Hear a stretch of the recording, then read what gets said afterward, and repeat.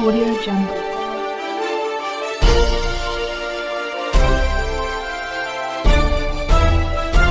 Audio Jungle.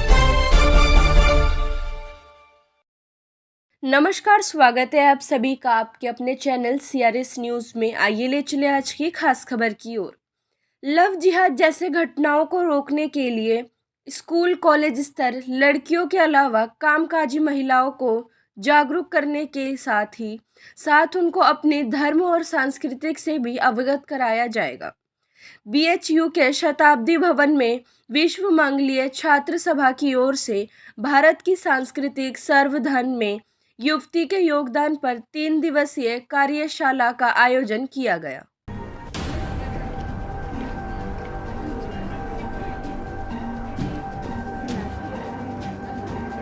Role परिचय जानेंगे आपका कैमरे पे। मैं डॉक्टर पायल करोड़िया, चेयरपर्सन एवं ट्रस्टी MGM फाउंडेशन, और यहाँ पे हम विश्व मंगलीय सभा की तरफ से ज्ञानवृत्ति, सांस्कृतिक छात्रवृत्ति और फेलोशिप M3M फाउंडेशन के साथ मिलकर देंगे, जिसमें हर साल विश्व मंगलीय सभा की ओर से 2 छात्राओं को फेलोशिप और छात्रवृत्ति दी जाएगी। ये छात्रवृत्ति की रकम कितनी होगी, उसका मापदंड क्या होगा, किस हिसाब से आप कैसे देंगे? इसमें हम छात्राओं को उनका असेसमेंट करेंगे और इसकी रकम जिस हिसाब से छात्राओं की पोटेंसी होगी उस हिसाब से डिसाइड की जाएगी। कोई क्राइटेरिया तो बनाया होगा ना, किन छात्राओं को किस हिसाब से और किस चीज़ की पढ़ाई के लिए, उसका एक क्राइटेरिया निर्धारित किया होगा ना आप लोगों ने? इसका क्राइटेरिया अभी हम डिसाइड करेंगे। ठीक है। मैम परिचय जानेंगे आपका कैमरे पे। मैं डॉक्टर कृष्णानी गोविंद जोशी, विश्व मंगलीय सभा के राष्ट्रीय संगठन मंत्री हूँ। अच्छा, केंद्र मेरा नागपुर है और मैं गत 14 वर्ष से विश्व मंगलीय सभा के इस कार्य के लिए पूर्णकालिक प्रचारक इस नाते पूरे देश में मेरा प्रवास होता है। अच्छा, 3 दिन की कॉन्फ्रेंस थी आधी आबादी को लेकर, यानी नारी शक्ति को लेकर। क्या कॉन्फ्रेंस का अब तक का आउटपुट रहा? भारत यह युवा राष्ट्र है और इस युवा राष्ट्र में सबसे ज्यादा संख्या विद्यार्थिनियों की है, छात्राओं की है। इन सभी छात्राएं देश का अगला भविष्य है।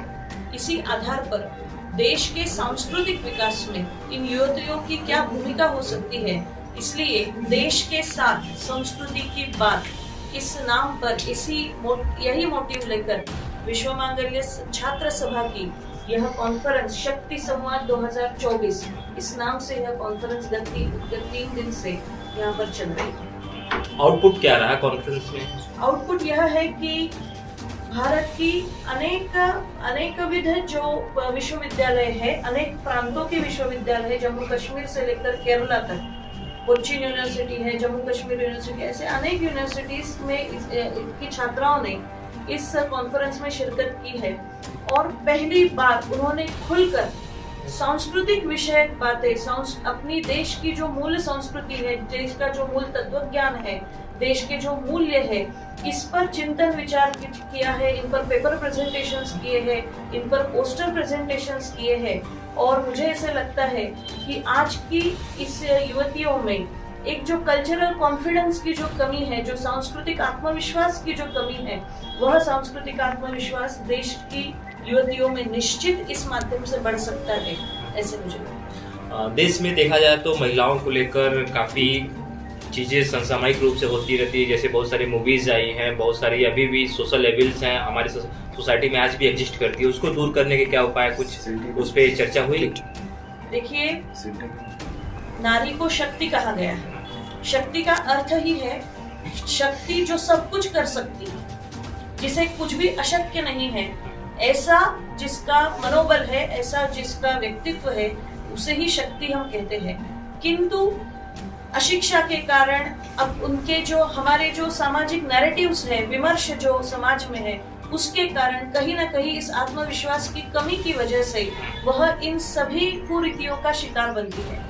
लेकिन इस प्रकार की जब कॉन्फ्रेंसेस हम आयोजित करते हैं, इस प्रकार से जब युवतियां इसमें आती है, तब उनका भी अपना सांस्कृतिक कॉन्फिडेंस है, उनका अपना आत्मविश्वास है, समाज को सामना करने का जो एक उनका जज्बा है वो निश्चित बढ़ता है और वह ऐसी कई कुरीतियों पर उपाय भी ला सकती है, इन नीतियों को खत्म भी कर सकती है।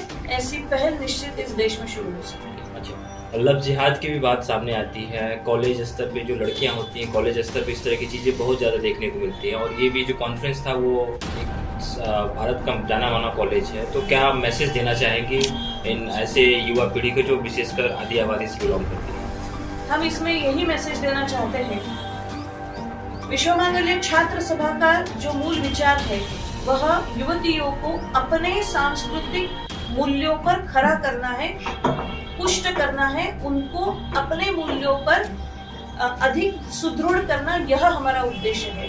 हम किसी अन्य धर्म के या अन्य विचारधारा के मूल्यों पर आघात करें या जिसे प्रहार करें, ऐसा हमारा कोई भी उद्देश्य नहीं है।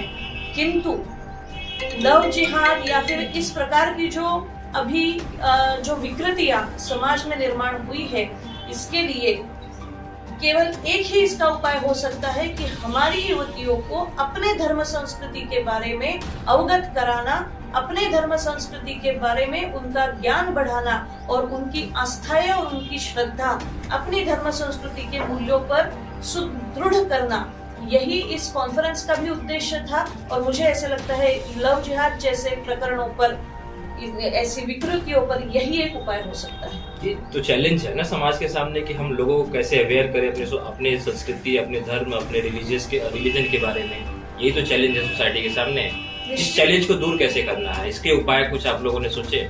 इसके उपाय यही है कि अपने धर्म संस्कृति के मूल्य जो है, जिसे जो वैश्विक मूल्य है, जो बहुत ही वैज्ञानिक मूल्य है, इनके रिसर्च, इनके पेपर्स, इस प्रकार का ज्ञान, जिनको जानकारी है, जिनको इस प्रकार का ज्ञान है, इनके माध्यम से समाज तक पहुंचाना और अपने मूल्यों पर समाज को दृढ़ करना। इसीलिए विश्व मांगल्य छात्र सभा हर यूनिवर्सिटी में काम करती है। वहां पर अपना संगठन खड़ा करके युवतियों का ही सांस्कृतिक नेतृत्व उन यूनिवर्सिटी में वह निर्माण करती है।